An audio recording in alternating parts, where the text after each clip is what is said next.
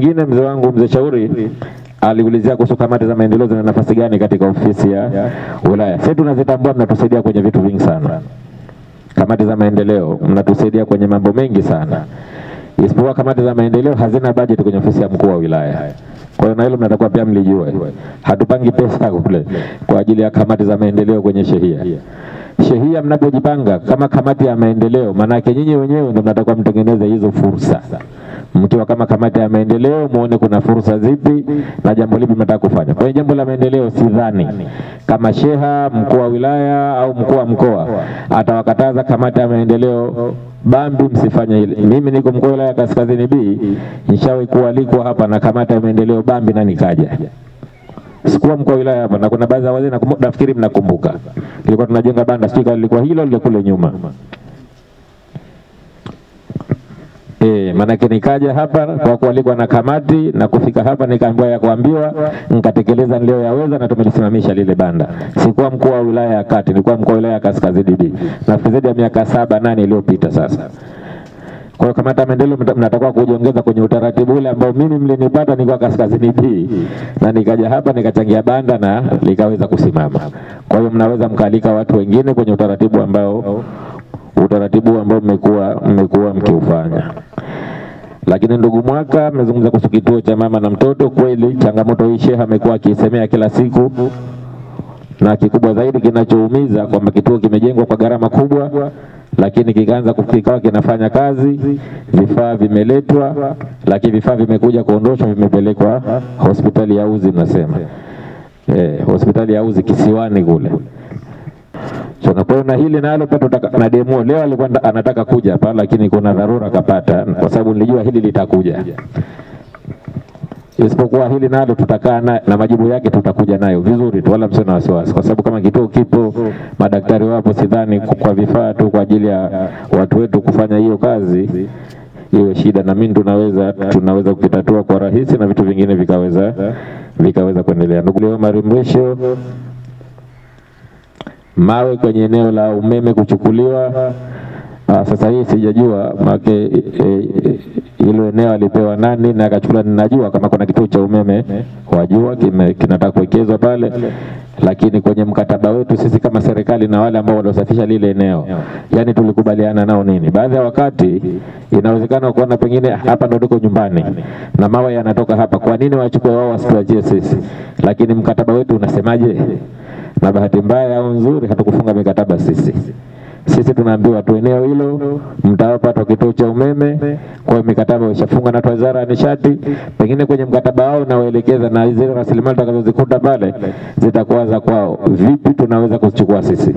Maana kama ni kuwaomba, tuwaombe kwenye utaratibu wa kawaida ili na sisi tuweze kunufaika na kile ambacho kimetokea. Kwa hiyo nafikiri hili sio jambo la kujadiliana nalo sana. Nafikiri ni kama ombi kitakapotokezea sasa kwenye maeneo mengine tuweze kujua tunafanyaje kuchukua ili wananchi wetu waweze kunufaika na kile ambacho kimetokea.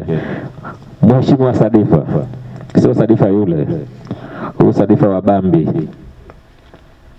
mwekezaji wa samaki kuchafua mazingira. Hii Mheshimiwa Sheha, naomba tufanye ziara, tupange siku tuende tukaone hiki ambacho mwananchi kakizungumza, kwa sababu uwekezaji pamoja na uwekezaji kwenye moja kati ya jambo ambalo ni la msingi sana kuhakikisha kwamba wanatunza mazingira. Hilo ni sharti la uwekezaji. Huwezi kuwa mwekezaji ukiwa unawekeza kwa ajili ya kuchafua mazingira, maana moja kati ya unapoteza sifa ya kuwa mwekezaji. Kwa hiyo kama yeye anachafua, nafikiri hilo Sheha tupange hiyo ziara tuende pamoja. Lakini jingine, ndugu Fadhili Haji Sudi, kamati ya uhifadhi ya msitu Bambi kuwazuia vijana kwenye misitu hii Sheha hii, kwa sababu hii nayo tuangalie utaratibu. Vijana hawana eneo jingine zaidi ya hili la Bambi, hapa ndo kwao. Kwa tunapojaribu kuzuia lazima tuwe tuna sababu za msingi za kuya kile ambacho tunakizuia. Na kama kuna uwezekano labda kuna eneo mnazuia, basi kuna eneo lazima tuwape waweze kufanya pirika zao. Kisha tunafahamiana. Hawa vijana wa Bambi, hawa sehemu yao haiwezi kuwa Makunduchi wala haiwezi kuwa kwetu Potoa. Vijana wa Bambi eneo lao ni Bambi. Kwa tusilichukue lote tukalipangia sheria nyingi, vijana wakakosa shughuli za kufanya, pamoja na mambo ya uwekezaji na vitu vingine vinavyofanyika, lakini cha kusimamia kuhakikisha kwamba vijana wanapata maeneo ya kuweza kujiendeleza kiuchumi. Sasa Sheikh anakuachia hilo, na mimi halitakushinda. Unajua vijana kuambia Sheikh kwa wao wanachohisi kwa wao wanachohisi kwa Sheikh huyu tu ndo hatulipati. Kwa hiyo nampa na nitakuja kumuuliza na nitarudi tena Bambi. Mheshimiwa, nakuagiza kuwatafutia maeneo wale ambayo yako salama kwa ajili ya kuendeleza shughuli zao. Manake msiwabane kiasi ambacho mpaka mtu akiamka asubuhi cha kufanya hana. Sehemu yote hapa kama mwekezaji hapa, sio kapewa nani hapa, msitu na hifadhiwa, tuhifadhi misitu, lakini tunayohifadhi tuhakikishe na hawa nao ndio shughuli zao ziko kwa msituni. Sawa, tutahifadhi, hatutaharibu misitu, lakini pia kuna dhana mbaya imejengeka kwa baadhi ya wananchi kwamba tufukuzie msituni tukajaribu kuwekeza, akija mwekezaji manake tuuze. Kampigi makofi hapo. Kwa sababu hiyo changamoto imetokezea Pagali, imetokezea Umbuji. Wanasema kule kuna mwekezaji kaenda ushalipa pesa msituni huko. Kwa na sisi Bambi tukavamia msitu, ili jamaa kija kihamia upande huku na sisi tutamwambia heka shilingi ngapi ili tuweze kuuza. Kwa hiyo maeneo hayo ambayo mnapewa kwa ajili ya kuendeleza kwa kilimo, hampewi kwa ajili ya kuwauzia mtu wala kuuzia mwekezaji.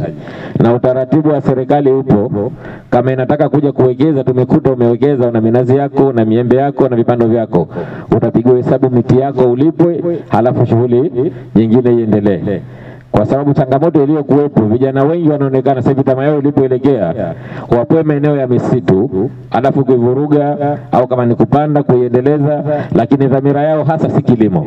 Dhamira yao kwamba awe ana sababu tu kwamba hapa nilifika msitu na unaona mgomba ule nimepanda mimi, mdimu nimeweka mimi, kwa hiyo mwekezaji akija make nije nimuuzie.